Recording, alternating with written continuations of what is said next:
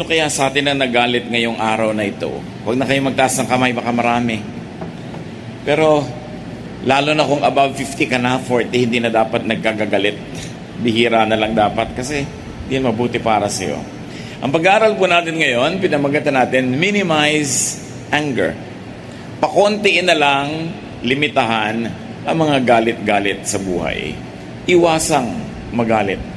Salamat po aming Diyos dahil maaari kaming huminto pansamantala sa mga pagkakaabala namin sa buhay at mag-isip-isip, magbulay-bulay.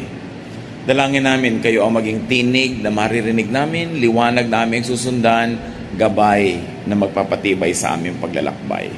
Turuan niyo kami, Panginoon, give us practical wisdom that we may live a life with the least anger in our hearts. Forgive us our sins, cleanse us, and now, Lord, bless us with your wisdom. Guide us. Use your servant only as your instrument. Speak to us and heal us with your words. In the name of your Son, Jesus, our teacher and healer, we pray with thanksgiving. Amen. Anger is bad for the spirit. Masama sa spirito natin yan because anger could lead to sin. Madalas ang galit, ang kinakawian, kasalanan. Kasalanan ng pananalita, kasalanan ng kilos, kasalanan ng bisan karahasan, marami. Anger is bad for the soul or the emotion. Nakakapagpataas ng ating presyon, nakakapagpalungkot. Kasi kung talaga mabait ka, tapos nagalit ka, ang kasunod na nalulungkot ka naman, bakit ka nagalit? Ngayon, kung hindi ka nalulungkot dahil nagalit ka, mas dapat ka malungkot. Dahil ibig sabihin, hindi ka mabait. Kasi kung talaga ang puso mo nasa Panginoon, pag nagagalit ka, lalo na kapag bitaw ka ng masakit na salita, parang piniping papel yung puso mo, nakaka-grieve when you do something wrong because of anger. Anger is bad for the body. Bumibilis ang palpitation ng puso, ang tibok ng dibdib, ang ating pulso. Maraming nangyayaring nakakasira sa kalusugan pag ang tao ay galit. Anger definitely harms the body. So body, soul, and spirit are all affected by anger. Well, it might be impossible to eliminate anger, but it could be minimized. Siguro naman talaga, nasa kabilang buhay ka na para mawalan ka na ng kapasidad na magalit. Pero dapat, konti na lang. Lumiliit na lang yung nagpapagalit sa atin, umiiksi na lang yung panahon na galit tayo, at kumukonti yung dahilan para tayo magalit. Now, how do we minimize anger? Siyempre, we are changed from glory to glory. We become more and more like Jesus. We become more and more God-like. Therefore, we become less and less prone to anger. Most anger is caused by what people do. Yung sinasabing offense by commission, what they commit, what they do to us, what they do around us or in our presence can make us angry. Also, most anger is caused by what people not do. Yun usually yung kinakagalit mo, yung mga ginagawa ng tao. Pero yung hindi nila ginagawa, na sa tingin mo dapat nilang gawin, yun naman yung ipinagtatampo, pinaghihinanakit, dadrama. So, dalawang bagay yan. May ginawa na hindi mo gusto o may gustong mo pero hindi niya ginawa. Ang nagiging bunga, iba't ibang level ng galit. So, how do you minimize anger? Don't make it personal. When people do or not do things, huwag personalin ang offenses committed by people. Most of the time, it's really not you. It's them. Bakit ba siya nakasigaw? Hindi dahil dapat kang sigawan, madalas yun, kundi yung mood niya, hindi maganda. Baka may nararamdaman siyang hindi mabuti, meron siyang fears, stressed siya. Most of the time, it's really the other person. Pag lang pinersonal mo, tsaka ka lagi nagagalit. Hindi ka napansin, galit ka na. Yan naman pala, hindi ka lang nakita. O may inaalala, o may iniisip siya. Their needs, their frame of mind, their agenda dictate people's actions. Not always a reaction to you. Kuminsan, sobra tayong self-centered. We think the whole universe revolves around us. The people do or not do things because of us. Well, sometimes that's true, but seldom. Most of the time, with or without you, that person will be like that. People's own survival, comfort, and well-being will be their priority, not yours. The sooner you accept that reality, the less you'll become angry. Yung feelings nila ang mahalaga sa kanila, hindi yung feelings mo. At madalas naman, kung aaminin din natin, di ba, yung feelings din natin ang una natin pinapahalagahan kaysa feelings ng iba. Kaya dinidikta natin how others should behave because we want to please our standards more than theirs. We dominate people. We manipulate people so that our feelings, our beliefs, our values will prevail over theirs. Ang nangyayari nga lang, dahil merong hierarchy of positions and power, yung mas may position and power, siyang nakakapanaig. Well, but only at the workplace or where he or she is powerful. But in another private space, the person is probably oppressed will now be the oppressor. Kaya kuminsan yung mga maliliit na kawani sa opisina na binabatok-batokan ng amo nila, pag uwi nila, yung asawa naman nila at mga anak ang binabatok-batukan nila, sila naman yung amo. Kanya-kanya lang lugar ng teritoryo kung saan ikaw ang makapangyarihan. But it's really very true of human behavior.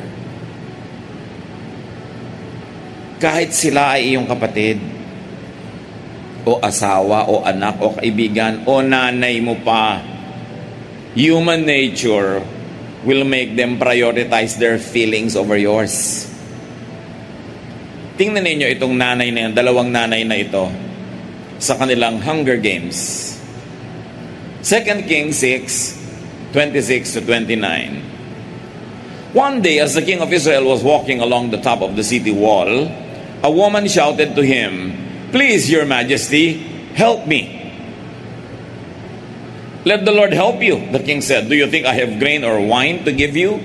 Kasi merong famine, merong sobrang taggutom. Then he asked, "What's the matter anyway?"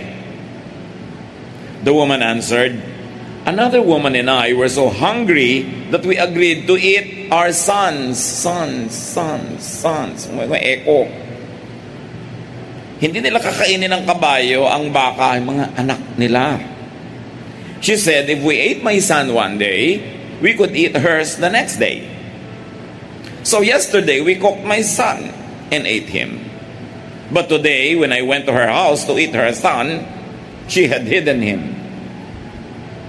Kita nyo, extreme hunger has made mothers who are life givers as cannibals, eating their own sons.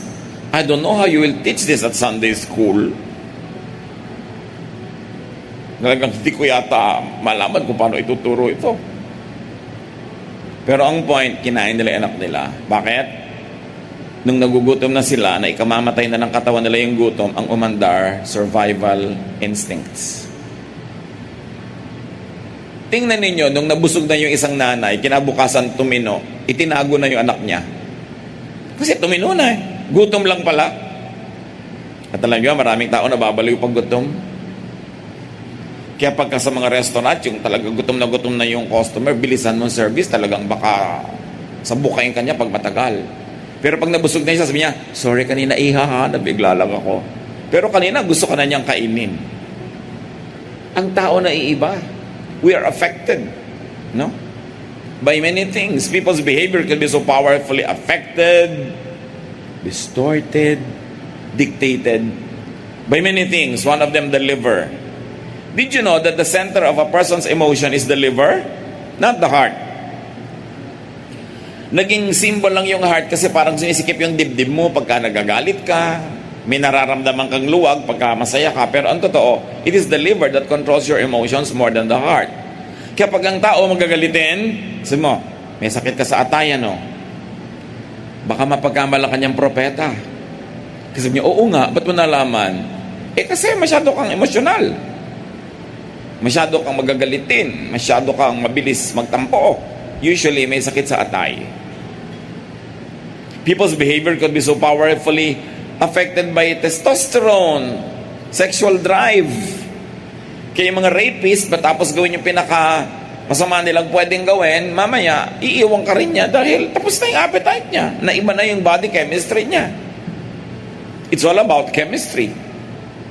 People's behavior could be so powerfully affected by blood chemistry, like mood, strength.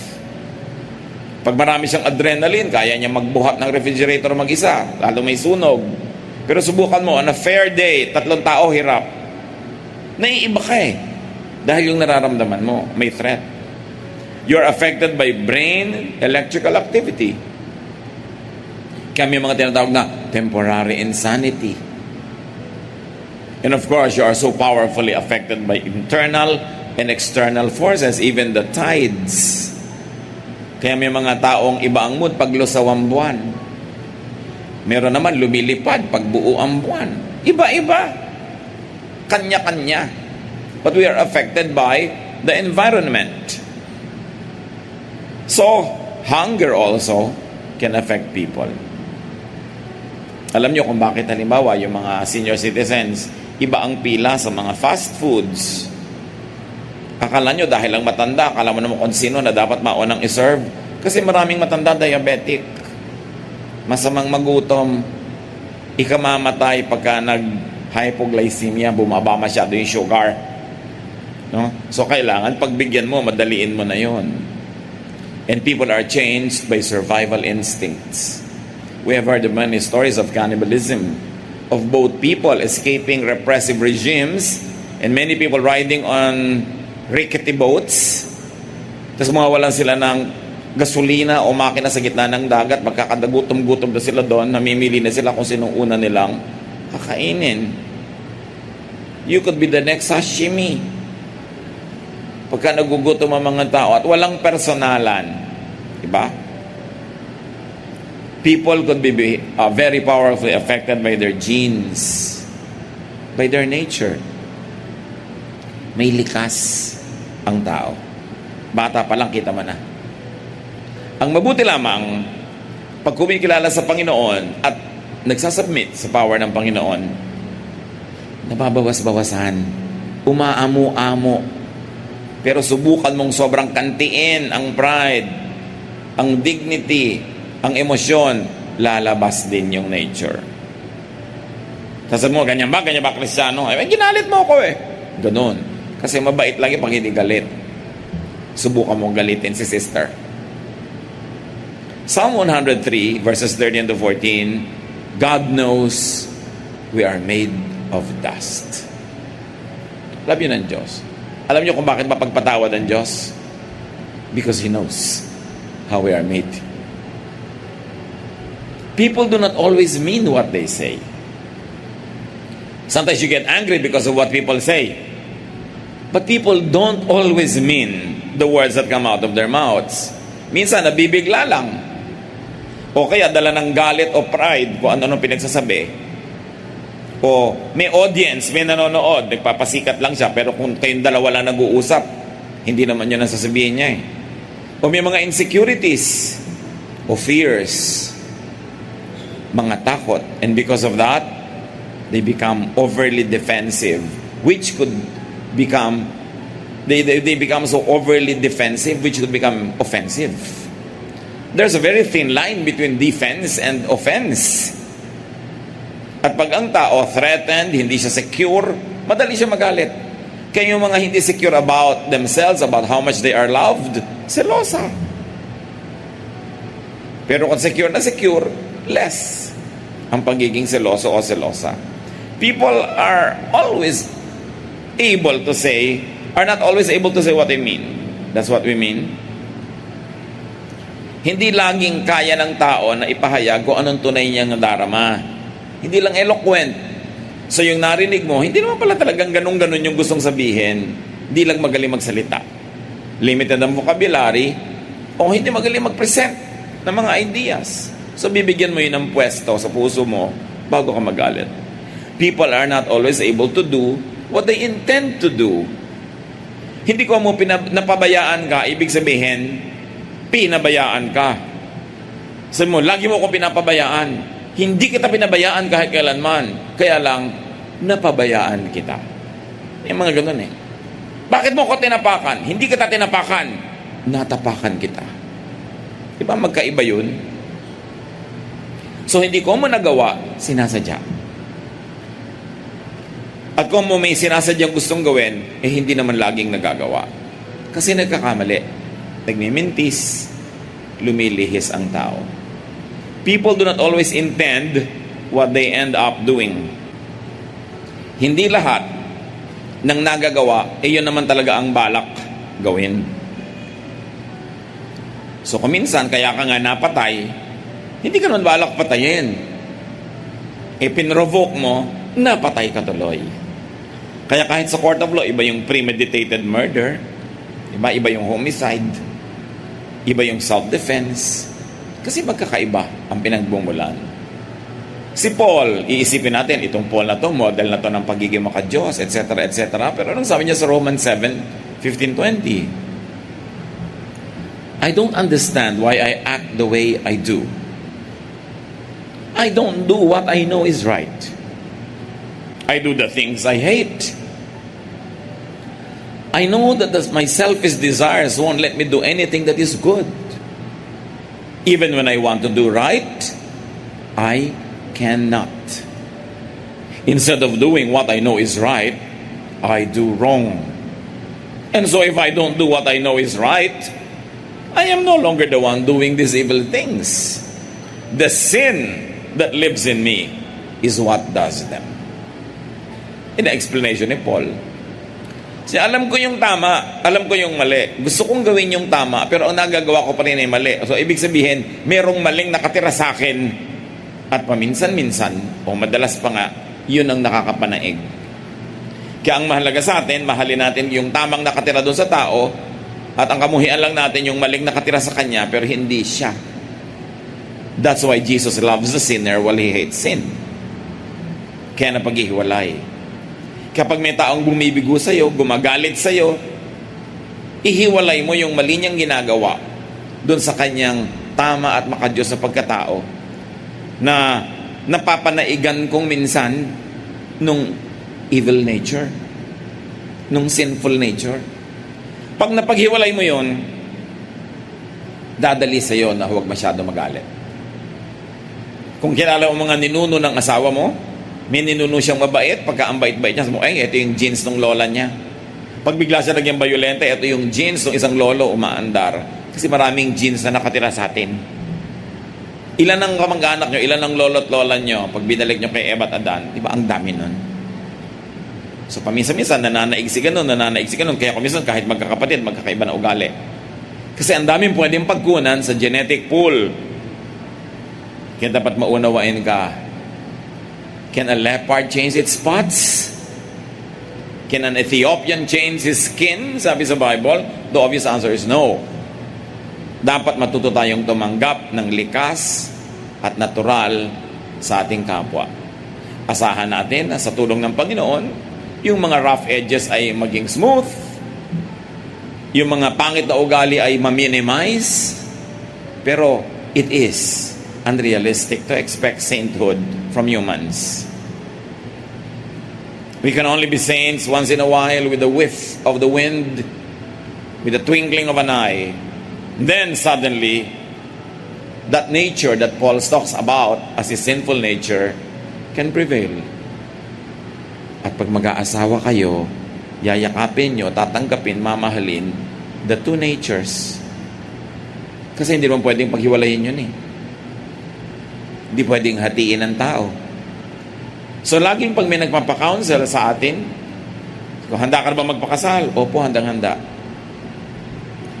Nakita mo na ba ang kagandahang loob niya? Opo, kaya nga love ko siya.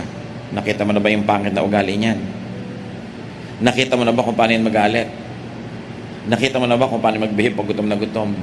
O feeling niya na agrabyado siya? Nakita mo na ba ang pinakamasagwang ugali niyan?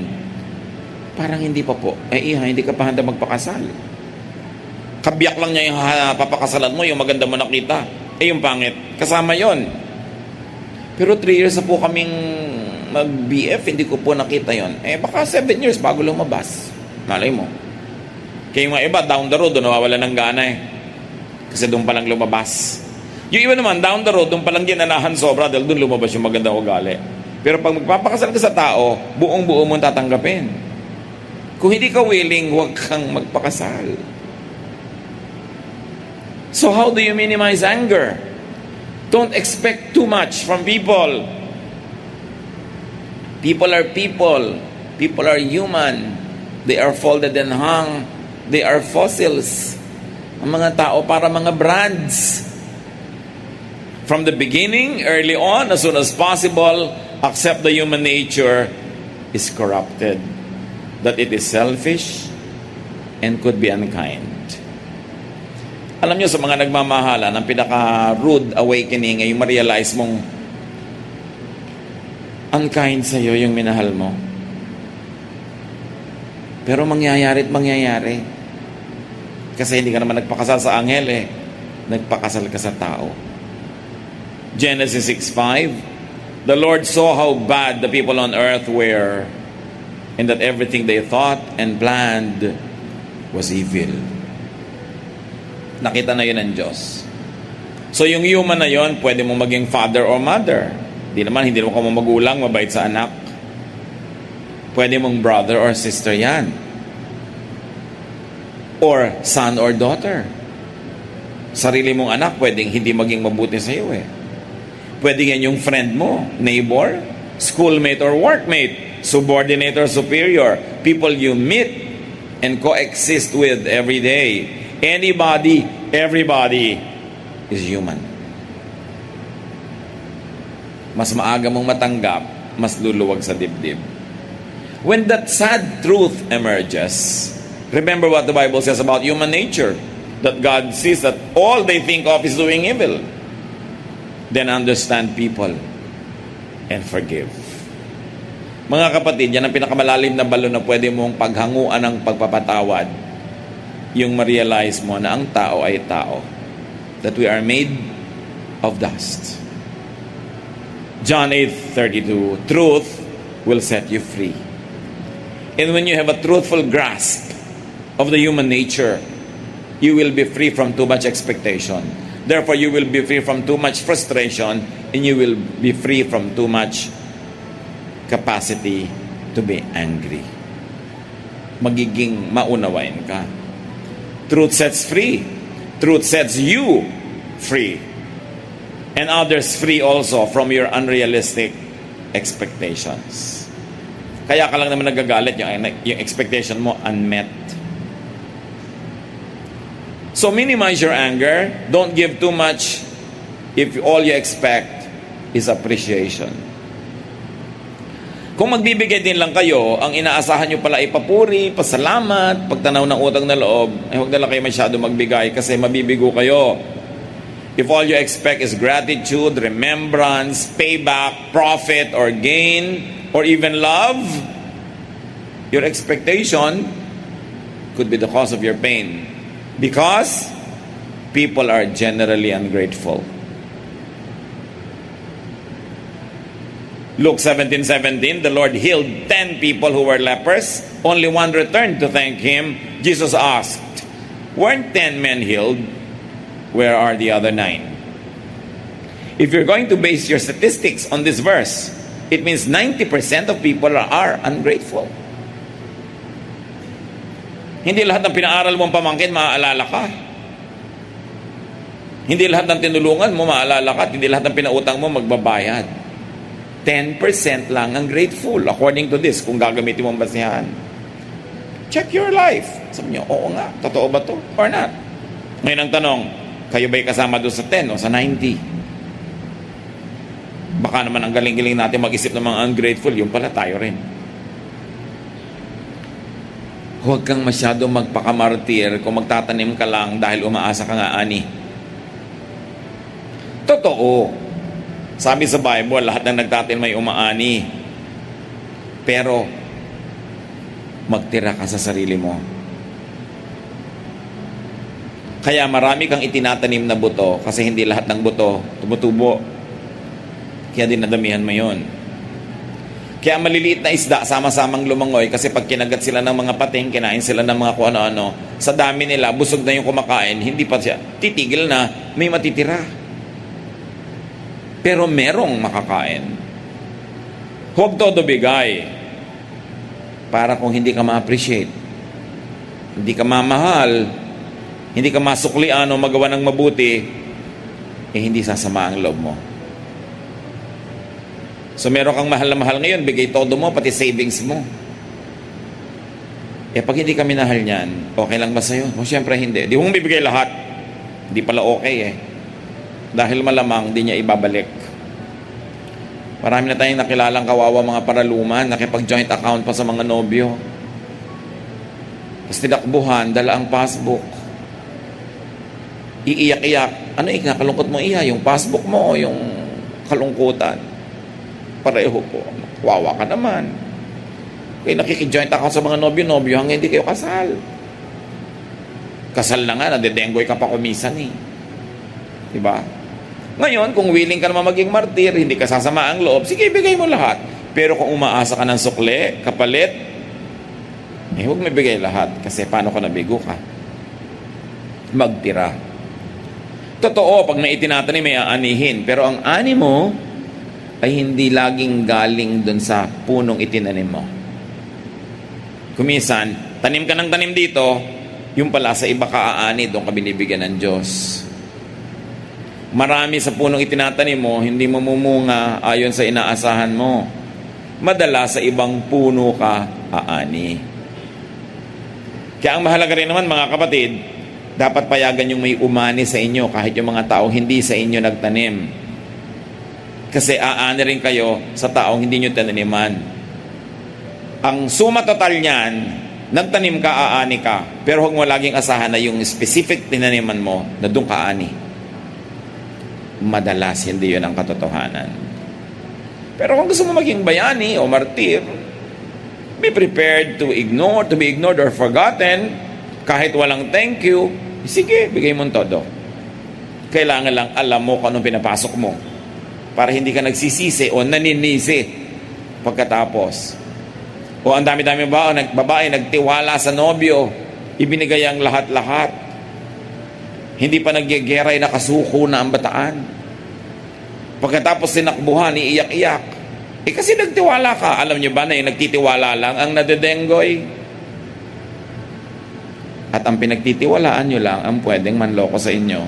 Kasi yung hindi nyo pinagtitiwalaan, walang chance. Therefore, ang pinagtitiwalaan nyo, ang mga number one sa suspects nyo na mangloloko sa inyo. Kasi hindi nyo pinagtitiwalaan, paano kayo maloloko doon? Wala silang chance. Kaya huwag kang masaktan. Kung ibibigay mo ng todo na walang hinihinging kapalit. Pero kung inaantay mo yung kapalit, huwag mo ibigay lahat para hindi ka sobrang lugi. Para, remember itong mga sinasabi ko mga kapatid, para sa giver, hindi sa recipient. Kung recipient ka, dapat may kitain sa'yo yung nagtanim sa'yo. Pinagtiwalaan ka, dapat maging trustworthy ka. Minahal ka, mahalin mo rin. Pero ang kausap ko ngayon yung nagmamahal. Na kung hindi ka minahal, ihanda mo ang loob mo. Para hindi ka galit. How do you minimize anger? Consider your giving to people a form of payback to God. Matthew 25:45, whenever you failed to help any of my people, no matter how unimportant they seemed, you failed to do it for me. So Jesus says, the reverse also, whatever you do to people, you do to me. So pag nagbibigay ka sa mga tao, ang isipin mo na lang, nagsusukli-sukli ka sa kabutihan ng Diyos. Therefore, dahil ikaw yung nagsusukli, dahil nauna ka nang nabigyan ng Diyos, hindi ka na nag-iintay na mabalikan ka pat mabayaran dahil ikaw nga itong nagsukli. And it is so sweet if, despite you not expecting something in return, people are gracious and are generous and are grateful and give you something back, pabalik-balik yung giving. Pwede ka magpasalamat talaga. Pero kung hindi ka man balikan at bigyan, ituring mong nagsukli ka sa Diyos. Tapos na, amanos. Consider hindi ka nagbibigay kundi nagbabayad. O nagsusukli. So you see, your attitude will prepare you to be angry or will prepare you not to be angry. And it all boils down to expectation, to reasons why you do things.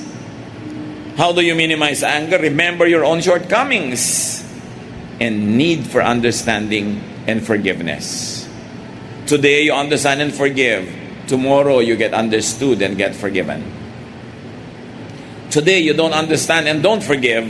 Tomorrow you don't get understood and don't get forgiven. Matthew 6:14-15, sabi ng Panginoong Jesus, if you forgive others for the wrongs they do to you, your Father in heaven will forgive you. But if you don't forgive others, your Father will not forgive your sins. So, pag may pinatawad kang tao, either nagbayad ka na sa pagpapatawad sa iyo ng Diyos, o meron ka advance payment para mapatawad ka sa panahon na ikaw naman ang mangangailangan ng patawad. So, ang sarap ng patawad ka ng patawad dahil meron ka ngayong advances. Ikaw yung nag-advance. Kung kailanganin mo ng patawad, ayun na. Kasi may deposit ka, di may withdrawal. Wala kang deposit, paano ka mag-withdraw? So magpatawad. Magpatawad ka dahil ikay mabait at maka-Diyos, at kung hindi naman, magpatawad ka dahil lang matalino ka at marunong ka mag-compute. Dahil alam mo na ikaw din mangangailangan ng patawad. Don't burn the bridge over which you too must pass. So don't get angry. Or if you must, at least don't get very angry. And if you would get very angry, at least don't get very angry for long. Anger is bad for you and for others. James 1:20, if you are angry, you cannot do any of the good things that God wants done. May sagabal, hindi ka makakagawa ng mga ipinagagawa sa iyo ng Diyos, paggalit ka. Sagabal yan. So do not be angry for long. Entertain it, you're human, nagalit ka pero palipasin mo. At alam nyo, napapansin nyo ba mga kapatid, yung mabilis magalit, ang bilis ding makalimot ng galit. Yung expressive, yung sumasabog, may mga sigaw-sigaw pa dyan, mamaya yun yung inaabutan ka na ng halo-halo. Pero ang delikado, ang mapanganib, yung nagtatanim ng sama ng loob na hindi kumikibo. Yung naghihinanakit ng tahimik, nag-iipon. Sipin mo, mag-iipon ka ng lason sa puso mo because each anger is like a drop of acid. And where do you keep it? In your heart. So, sinong unang casualty ng anger mong itinatago, kinikim-kim, sinasarili? Ikaw. Biruin mo meron kang sama ng loob. Nasaan yung sama? Nasa loob. Lugi ka. Physical nga na sama ng loob, inilalabas agad di ba? Kasi mahirap na may sama ng loob. E paano kung emotional, spiritual? It eats you up. It consumes you. It distorts your reason. It makes you bad. Kung hindi man sa behavior, bad mag-isip. So, sino ang mas mababutihin pa magalit? Yung sumasabog na lang, kesa yung ngingiti-ngiti, tatahitahimik. They are like innocent flower, but they are the serpent under the flower. Kung tayo mga kapatid, mahilig sumama ang loob, maghinanakit, magkimkim, magtanim, baguhin natin yon. Because you cannot do godly work if there's anger in your heart. And it is bad for your health. Ephesians 4:26, don't get so angry that you sin. Don't go to bed angry. Kung kailangan nyo i-visualize, maglagay ng maliit na trash bin, at trash bag, at trash can sa tabi ng kama nyo. Pag mahiga na kayo nyo, lahat ng anger ko, lagay nyo doon. Ngayon, pagising nyo sa umaga, huwag nyo ng damputin uli. Hayaan nyo na, itapon na ang basura. Masamang natutulog na masama loob, binabangungot. Kung namatay ka, nakasimangot ka, kasi masama ang loob mo. Huwag kayo magtanim ng sama ng loob. Maraming ganun matatampuhin. Kala mo ang bait-bait, yung pala may galit sa puso. Yun ang hypocrisy. Dapat alisin. Sa ikabubuti natin, ikabubuti ng ating kapwa, at sa ikagaganda ng relasyon natin sa Diyos. Panginoong Diyos, turuan niyo po kami na suriin ang aming mga galit.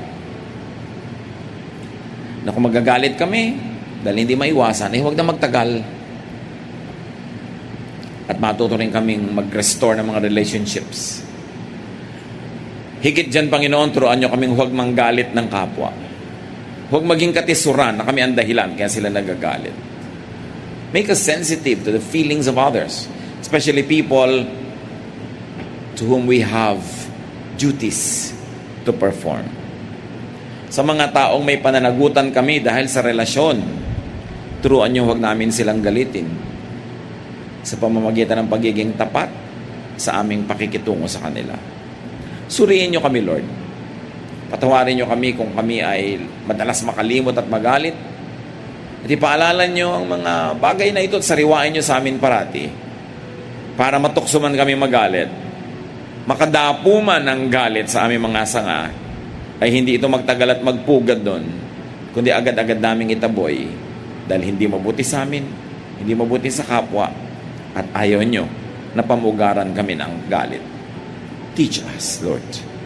Pagbulay-bulayan natin sumandali sa katahimikan, at nawa, lahat tayo, we will emerge from this gathering enlightened, strengthened, empowered, not to be angry as often and as long. Dear Lord, help your people.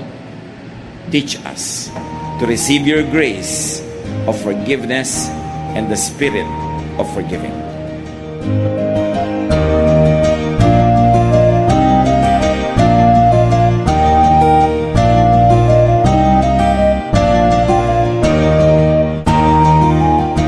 Ang katatapos pong mensahe ni Kuya Ed Lapid ay pinamagatang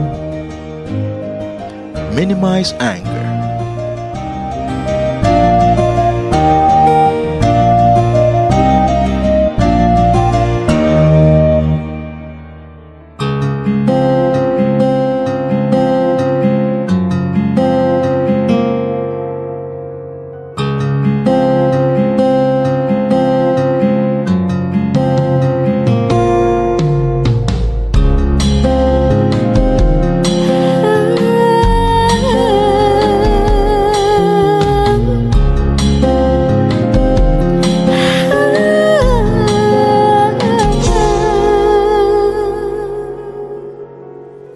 Pag-ibig mo o kailalim, sukat man lumayo'y mahal pa rin. Liparin ko man ang